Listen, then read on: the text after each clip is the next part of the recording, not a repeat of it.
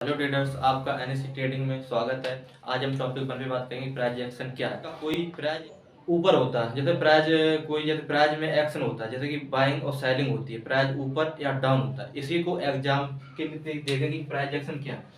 Price action सबसे बड़ी problem होती है, जैसे कोई हमने स्टॉक कर लिया, जैसे देखा 100 रुपये का स्टॉक है, 100 रुपये का स्टॉक है, मैंने उसमें एनालिसिस की, समझा कि अब ये मार्केट ऊपर जाएगा, ठीक है। वहां पे क्या हुआ कि जब वो ऊपर गया तो हमने देखा कि अब वो मार्केट 120 पे चला गया। तो 120 पे चल जाके वहां पे मैंने देखा कि अब हम सेलिंग कर लेंगे। यहाँ से अगर हमने बाय की और वहां पे हमने सेलिंग कर दी। चलो ठीक है, सेलिंग करने के बाद हमने सोचा कि अब मुझे तो वहां पे क्या होगा, हमारा वहां पे 20 रुपए का प्रॉफिट हो गया, ठीक है। अब फिर क्या होता, अगर वहीं से अगर मैंने एनालिसिस की, ठीक है, एनालिसिस करने पे क्या होता, अगर 100 रुपए का प्राइस है, एनालिसिस हमारी यार गलत हो गई, जैसे कि 100 का प्राइस है, अब वो रह गया 80 का या 80 का, तो मार्केट वहां पे वापस आएगा। तो हमें क्या किया, तो वहां पे हमें लग गया 20 रुपए का घाटा हो गया या लॉस चले गए 20 रुपए। तो मार्केट यही होता, प्राइस एक्शन क्या होता। आज हम देखेंगे प्राइस एक्शन में सबसे इम्पोर्टेंट क्या हमें सीखना चाहिए, क्या हमारे लिए जो प्राइस एक्शन में इम्पोर्टेंट सबसे ज्यादा क्या चीज है। सबसे पहले प्राइस एक्शन में क्या देखना चाहिए, सबसे पहले एक साइड देखना चाहिए कि हमें जैसे ट्रेडिंग व्यू है या गो चार्ट है, उस पे सबसे पहले हमें कम से कम 2 या 4 महीने तक उसमें, या 6 महीने तक उसमें हमें सपोर्ट एंड रेजिस्टेंस देखना चाहिए।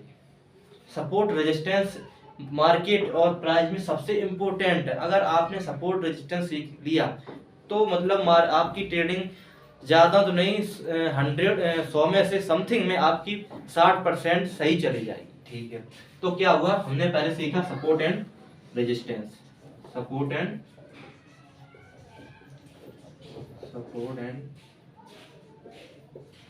रेजिस्टेंस,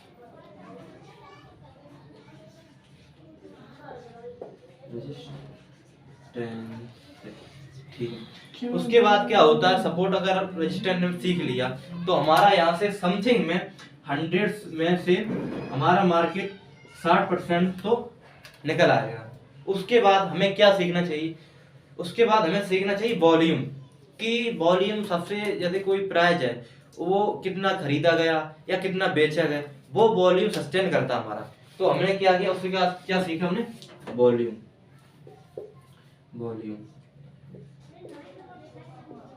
वॉल्यूम वॉल्यूम सीखने से हमें मतलब मार्केट की एक अल अजब जो मतलब, जैसे कोई पैटर्न बना, पैटर्न बनने के बाद जब पैटर्न तोड़ता है, जैसे कोई रेजिस्टेंस तोड़ दिया, रेजिस्टेंस तोड़ता है और वॉल्यूम अगर हाई है, तो हमें पता चलता है कि अब ये मार्केट मतलब प्राइस नीचे जाएगा।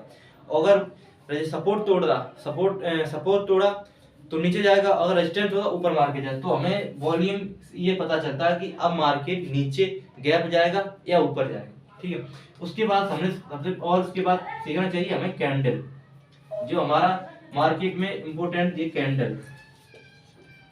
कैंडल कैंडल क्या करती है, कैंडल जैसे कोई हैमर है या कैंडल, अगर आप कैंडल को ज्ञात करो, कैंडल की कोई एक क्रिया नहीं, कैंडल अनेक है।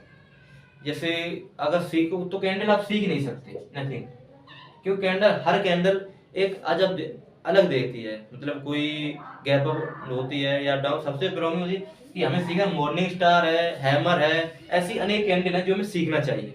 और उसके बाद आ जाता हमारे patterns. Patterns patterns pattern pattern सीख ले। पैटर्न जैसे हमारा हो गया जैसे कि डबल बॉटम, ट्रिपल बॉटम, या मतलब आल कैंडल और पैटर्न, मतलब कैंडल और पैटर्न हमें सीखना है। पैटर्न से हमें क्या मिलता है, पैटर्न से जैसे कोई पैटर्न बना, उसका सपोर्ट टूटा, रेजिस्टेंस टूटा, तो पैटर्न भी समझना चाहिए। उसके बाद हमारा आता है टूल्स। टूल्स टूल्स में जैसे RSI हो गया, बॉलिज्म बैंक और मूविंग एवरेज हो गया। मतलब टूल्स में हमें सीखना चाहिए सबसे, मतलब आज टाइम क्या होता है, सबसे पहले ये वो RSI आती है। RSI तो हमें सबसे पहले क्या होगा, प्राइस एक्शन सीखना चाहिए। प्राइस एक्शन में पता चल गया उसके बाद support resistance, volumes, candle, pattern, tools, ये हमारे मार्केट में इम्पोर्टेंट होते हैं। अगर जैसे कि हमने मान लो सपोर्ट नहीं पड़ा, तो मार्केट सपोर्ट नहीं पड़ा तो हमें ना तो इस पैटर्न समझ में आएंगे, क्योंकि पैटर्न भी सपोर्ट पे ही डिपेंड होते हैं, ठीक है। वॉल्यूम नहीं पड़ा तो मतलब वॉल्यूम अगर नहीं पड़ा तो पैटर्न की जो अब या गैप वो समझ में नहीं आया। कैंडल नहीं पड़ा तो पैटर्न नहीं समझ पाओगे आप, पैटर्न नहीं पड़ा तो टूल भी नहीं। हर टूल एक प्राइस एक्शन पे ही डिपेंड होते हैं। अगर प्राइस एक्शन में डिपेंड ना होते तो मतलब टूल्स क्या होता है, टूल्स एक पहले में बताता कि अब मार्केट सेलिंग है या बाइंग है। सबसे इंपॉर्टेंट आरएसआई अगर देखें तो आरएसआई क्या करती है, जैसे कि सब कुछ करिए, एक मिनट थोड़ा धीरे धीरे बोले ना, जो समझ में आए धीरे धीरे एकदम सेंसफुली। जैसे कि प्राइस एक्शन मान चलिए 100 का यहाँ प्राइस था, वो यहाँ के जाए तो मतलब टूल्स क्या करता है, वो चलता इतना आएगा। जैसे कि हमने देखा कि आरएसआई क्या होती है, जैसे आरएसआई लेकर चलो, आरएसआई हमें उसमें आरएसआई में क्या देखना चाहिए, यहाँ से यहाँ तक तो 60 40, 100 का प्राइस था, यहाँ पे कैंडल बनी, कैंडल यहाँ पे हमारी कैंडल बनी, तो आरएसआई क्या होगा, आरएसआई भी यहाँ पे इतना ही देगा, क्योंकि हर आरएसआई हर एक टूल सिर्फ कैंडल पे ही निर्भर करती है। कुल जैसे कि आरएसआई या मान चलो या वॉल्यूम मान चलो, वॉल्यूम तो हमें चार्ट पैटर्न पे अपने हर समय रखना चाहिए। वॉल्यूम जो मतलब वॉल्यूम क्या करता है कि हमें एक आगे का दिखाता कि हाँ अब मार्केट सेलिंग में या बाइंग में। तो आज हम इतने सीखे कि आज हमने सीखा प्राइस एक्शन सीख लिया, और प्राइस एक्शन सबसे इम्पोर्टेंट है, वो चीज सीखे। वीडियो आपको सही लगी हो तो प्लीज लाइक करें, सब्सक्राइब कीजिए, और आगे देखें कि आप कल लेके चलेंगे टॉपिक 2 में। उसमें क्या सीखेंगे हम, टॉपिक 2 में सीखेंगे कि हम टॉपिक 2 में सपोर्ट एंड रेजिस्टेंस सीखेंगे। तो आज की हमारी क्लास यही थी, लाइक एंड सब्सक्राइब कीजिए फ्रेंड।